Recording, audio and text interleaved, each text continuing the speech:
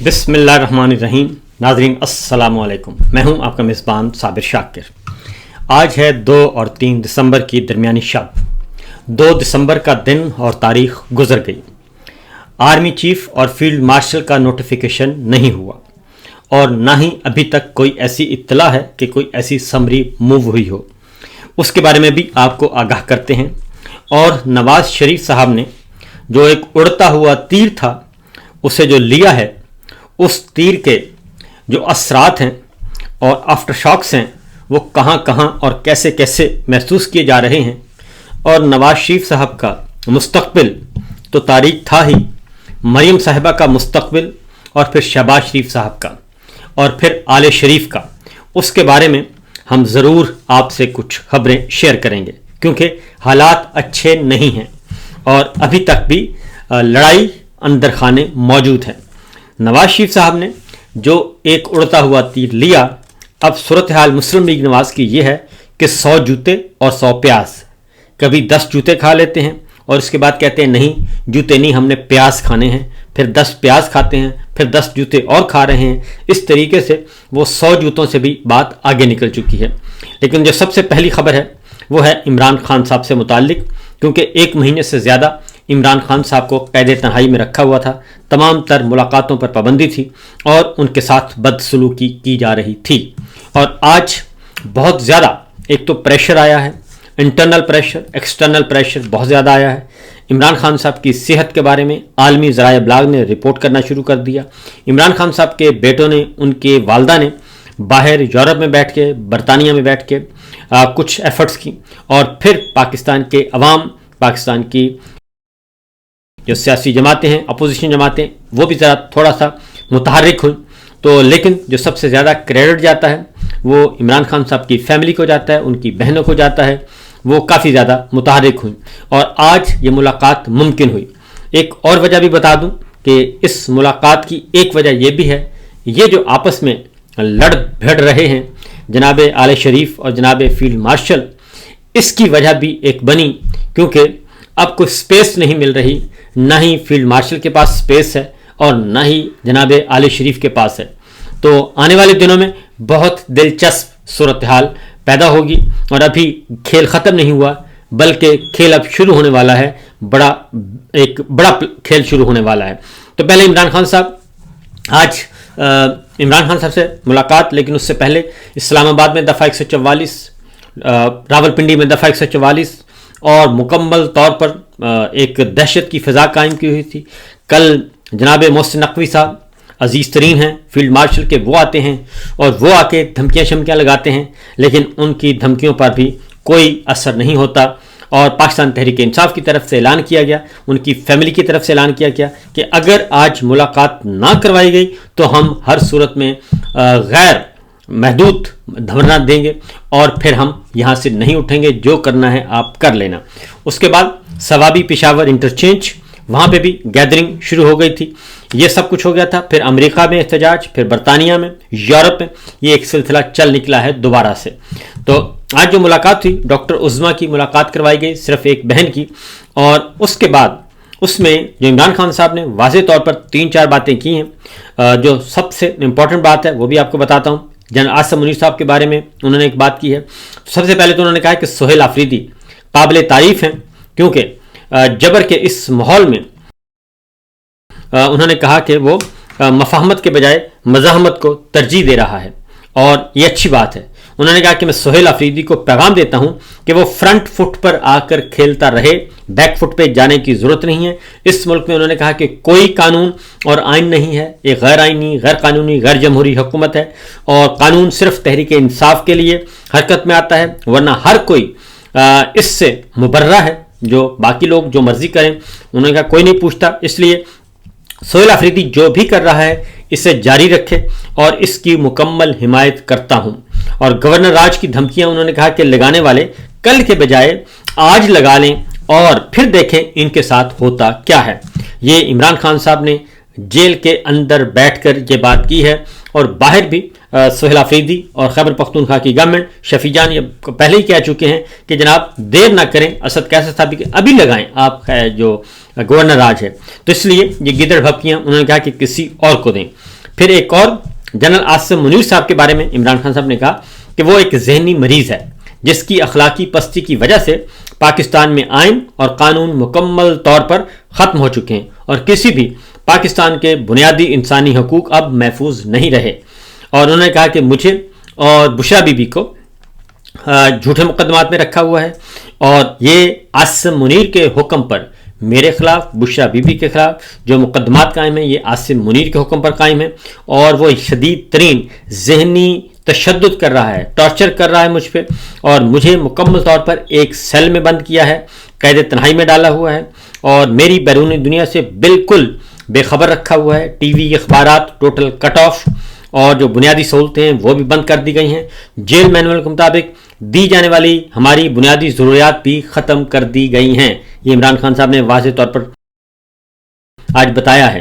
اور high court کے احکامات کے باوجود انہوں نے کہا کہ میرے ساتھیوں سے ملاقات پر پابندی لگا دی گئی ہے، نہ وکلا سے ملاقات ہو رہی ہے، نہ اہل خانہ سے ملاقات ہو رہی ہے، نہ پارٹی رہنما سے ملاقات ہو رہی ہے. انسانی حقوق کا چارٹر جو ہے وہ بھی اٹھا کر دیکھیں تو ذہنی تشدد بھی ٹارچر ہی کہلاتا ہے اور یہ مجھ پر جسمانی تشدد سے زیادہ سنگین ٹارچر جو ہے وہ کر رہے ہیں ذہنی تشدد کر کے. اور پھر آج ان کو پتہ چلا نورین نیازی صاحبہ کا اور اس پہ ان کو بہت زیادہ دکھ تھا اور غصے میں تھے. انہوں نے کہا کہ مجھے معلوم ہوا ہے کہ نورین نیازی کو سڑک پر گھسیٹا گیا اور صرف اس لیے کہ وہ مجھ سے ملاقات کا ایک جائز حق مانگ رہی تھی اور اس لیے انہوں نے کہا کہ یہ صرف آصم منیر جیسا شخص ہی کر سکتا ہے اور اس نے ڈاکٹر یاسمین راشد جیسی بزرگ کینسر سروائیور کو سیاسی انتقام کی غرض سے جیل میں ڈالا ہوا ہے. میری اہلیہ بشرا بیگم کو صرف اس وجہ سے انہوں نے کہا کہ دباؤ ڈالنے کے لیے قید کیا ہوا ہے کہ کسی بھی طریقے سے وہ مجھے توڑ سکے، لیکن یہ جنرل آصم منیر کا ایک گمان ہے اور وہ بہت ہی غلط فہمی کا شکار ہے کہ وہ مجھے جھکا لے گا. اور اس کے ساتھ ساتھ انہوں نے یہ بھی کہا کہ ان تمام سہولیات سے مجھے محروم رکھا گیا ہے جو بنیادی سہولیات مجھے میسر ہونی چاہیے. اور اس سے انہوں نے کہا کہ یہ جو حرکتیں کر رہا ہے آصم منیر، اس سے آپ اندازہ کر لیں کہ اس کی ذہنی پستی کا عالم کیا ہے کہ خواتین کو ایک ہتھیار کے طور پر استعمال کر رہا ہے. پہلے میری اہلیہ کو کیا، اب میری بہنوں پہ اور ان کو دھکے دیے گئے اور ان پہ ٹارچر کیا گیا. اس کے ساتھ ساتھ انہوں نے کہا کہ قید تنہائی کا انتہائی تکلیف دہ عمل ہے قید تنہائی، لیکن میں صرف اپنی قوم کی خاطر برداشت کر رہا ہوں اور جب تک قوم خود غلام کی زنجیریں نہیں توڑتی اس وقت تک انہوں نے کہا کہ پاکستان پر مسلط مافیاز ہی اس کا استحصال کرتے رہیں گے. یہ بات میں بھی آپ کو کہوں کہ ابھی میں تھاری ایئرپورٹ سے آ رہا ہوں اور ایئرپورٹ سے ایک مل گئے پاکستانی ہمارے بہت اچھے تھے اور وہ مل گئے، فیض صاحب تھے اور انہوں نے کہا جی کہ میں آپ کو ڈراپ کر دیتا ہوں. میں نے کہا چلیں آپ ڈراپ کر دیں. اور انہوں نے جو باتیں کی، حقیقت ہے کہ اب بچے کو یہ ساری باتوں کا پتہ ہے. کوئی پاکستان سے سینکڑوں میل دور بیٹھا ہے اس کو بھی پتہ ہے کہ یہ سب کچھ جنرل آصم منیر صاحب کروا رہے ہیں اور جنرل آصم منیر صاحب کی وجہ سے اب میں آپ کو بتا دوں کہ عوام میں اور فوج میں ایز انسٹیٹیوشن فاصلے بڑھ رہے ہیں اور وہ یہ کہتے ہیں کہ یہ کب یہ سلسلہ ختم ہوگا فسطائیت کا. اور ہر آدمی جو ہے، ہر آدمی وہ اس بارے میں تشویش میں مبتلا ہے اور یہ پڑھنے آئے تھے یہاں پہ. اب وہ کہتے ہیں میری ایجوکیشن پوری ہو گئی ہے، میں واپس جاؤں ڈگری کے ساتھ تو میں وہاں پہ کروں گا کیا اور مجھے کوئی امید نظر نہیں آ رہی.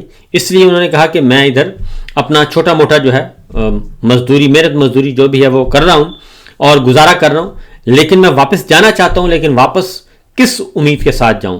تو یہ ایک بنیادی بات ہے. اور پھر ہم تھے بیلفاسٹ میں، وہاں پہ بھی تمام کے تمام جو اوورسیز پاکستانی ہیں ان کا ایک ہی سوال ہے کہ یہ فسطائیت کب ختم ہوگی اور یہ پاکستان جو ہے وہ تباہی کی طرف جا رہا ہے اور اس کو ذرا دیکھنا چاہیے. تو ہر کوئی پریشان ہے بیچارہ جی. تو اس کے ساتھ جی آگے انہوں نے عمران خان صاحب نے کہا کہ قید تنہائی کا انہوں نے کہا تکلیف دہ عمل ہے اور مجھے انہوں نے رکھا ہوا ہے اور یہ ذہنی پستی کا عالم ہے. اور جنرل آصم منیر صاحب کا انہوں نے کہا کہ جب تک قوم نہیں توڑے گی زنجیریں اس وقت تک یہ کام ہو نہیں سکتا. پھر آگے جا کے انہوں نے کہا ایکسٹینشن مافیا، لینڈ مافیا اور چینی مافیا मैंडेट चोर माफिया हर एक इस कौम को तबाह कर रहा है और तब तक ये गुलाम बनाकर रखेगा जब तक ये कौम खुद उठकर खड़ी नहीं होगी और आप आज इसके गुलाम हैं। ये पाकिस्तान के अवाम को इमरान खान साहब ने कहा है कि आपकी नस्लें इनकी नस्लों की गुलाम होगी, और ये हकीकत है। और अगर इस चक्कर को तोड़ना है तो कौम को खुद गुलामी की जंजीरें तोड़कर हकीकी आज़ादी की तरफ आना होगा। अब यही बात हम कर रहे थे कल बेलफास्ट में भी, और अभी एक हमारा जो दोस्त ड्रॉप किया।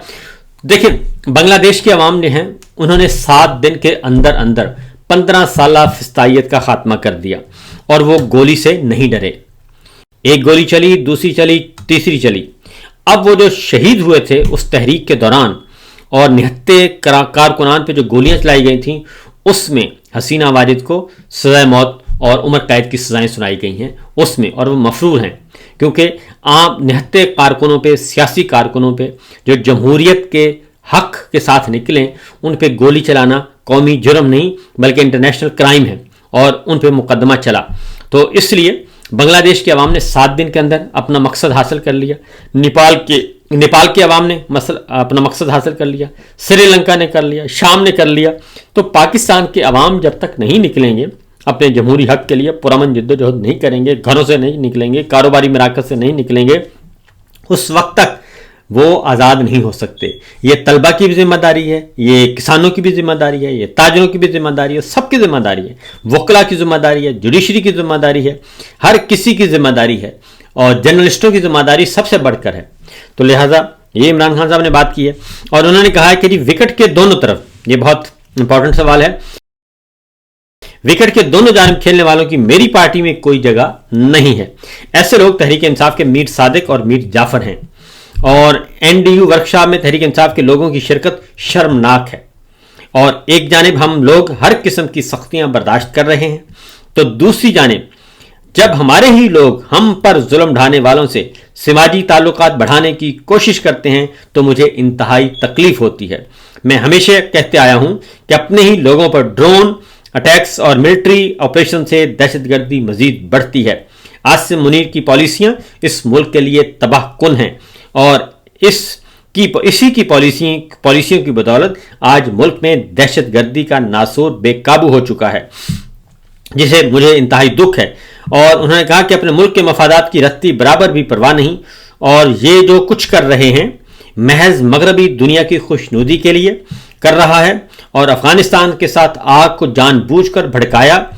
इसका मकसद यह है कि इसे इंटरनेशनली मुजाहिद समझा जाए। इसने पहले अफगानों को धमकाया, फिर मुहाजिरीन को मुल्क से धक्के देकर बाहर निकाला, इन पर ड्रोन हमले किए जिसके साथ पाकिस्तान में दहशतगर्दी बढ़ने की सूरत में आई और इस शख्स ने अपने ज़ाती मफाद के लिए मुल्क को दहशतगर्दी की भिंड चढ़ा दिया है। और उसके साथ साथ उन्होंने कहा जी कि गवर्नर राज की धमकियां, उन्होंने कहा इससे कोई फर्क नहीं पड़ता, जितनी मर्जियां धमकी लगाएं। महमूद खान अचकजई साहब के हवाले से उन्होंने कहा, राजा नासिर अब्बास साहब के हवाले से कहा कि अब तक क्यों नोटिफिकेशन जारी नहीं हुआ जबकि वो बहुत अच्छा काम कर रहे हैं और ये स्पीकर की जिम्मेदारी है कि वो फिलफौर उनका नोटिफिकेशन जारी करें। और फिर स्पीकर और चेयरमैन सेनेट के पे उन्होंने तनकीद की कि वो किस बात का किससे वो हदायत ले रहे हैं और किसके कहने पर उन्होंने रोका हुआ है।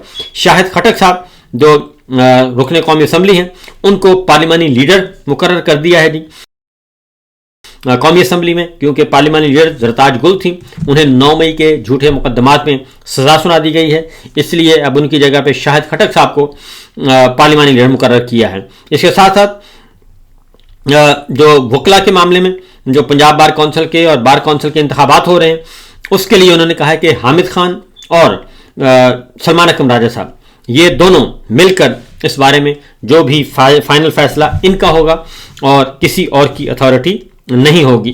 तो ये भी आज उन्होंने किया है जनाब, ये उन्होंने साफ साफ 2 हिदायत जारी की हैं अपनी पार्टी के लिए।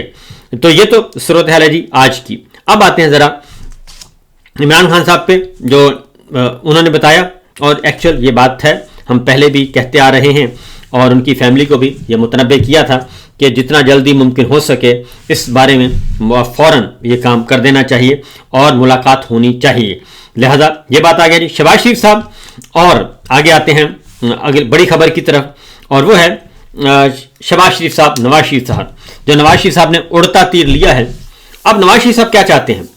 وہ چاہتے ہیں کہ اب عاصم منیر صاحب کو ٹیشو پیپر کی طرح انہوں نے استعمال کیا اور وہ انہوں نے ایک سائڈ پہ رکھ دیا ہے۔ نواز شریف صاحب یہ چاہتے ہیں عاصم منیر صاحب سے جان چھڑوائی جائے اور نئے لوگوں پہ احسانات کر کے ان کو استعمال کیا جائے۔ اب یہ از خود ایک خطرناک کھیل ہے، اور انہوں نے فوج کو آپس میں لڑوا دیا ہے۔ یہ آج تک نہیں ہوا، لیکن اس وقت انہوں نے چاروں مسلح فورسز کو ایک دوسرے کے آمنے سامنے کھڑا کر دیا ہے اور نفاق ڈالنے کی کوشش کی جا رہی ہے۔ یہ جو 27ویں غیر آئینی ترمیم ہے، یہ نفاق کے علاوہ اور کچھ بھی نہیں ہے۔ اس سے ہمارے ادارے کمزور ہوں گے اور اداروں میں دوریاں پیدا کرنے کی کوشش کی جا رہی ہے۔ یہ سب کچھ اب چیزیں سامنے آ رہی ہیں، اور یہ ہم نہیں کہہ رہے، یہ خود اب ان کے جو ماؤتھ پیس ہیں وہ خود بڑھ چڑھ کر بیان کر رہے ہیں یہ معاملات، جبکہ یہ فی الفور حل ہونے والا تھا۔ اب شہباز شریف صاحب جو ہیں وہ منت تلے کر رہے ہیں، معافیاں تلافیاں کر رہے ہیں، معافیاں مانگ رہے ہیں، اور کوشش کر رہے ہیں کہ کسی بھی طریقے سے ان کی جان چھوٹ جائے، کیونکہ شہباز شریف صاحب جو ہیں وہ اسلام آباد نہیں پہنچے تھے بلکہ لاہور لینڈ کیا تھا، اور لاہور میں انہوں نے ملاقاتیں فرمائی ہیں جناب نواز شریف صاحب اینڈ کمپنی سے۔ یہ جو کہا جاتا ہے کہ ان کی ملاقات نہیں ہوئی، تو سر ملاقات کا کوئی مسئلہ نہیں ہے، وہ فون پہ بھی بات ہو سکتی ہے، میسج کنوے ہو سکتا ہے، سب کچھ ہو سکتا ہے۔ یہ سب ایک ہیں، نواز شریف صاحب ہوں، شہباز شریف صاحب ہوں، مریم صاحبہ ہوں، اسحاق ڈار صاحب ہوں، سب ایک ہیں اور ایک دوسرے کے مفادات کا خیال رکھتے ہیں۔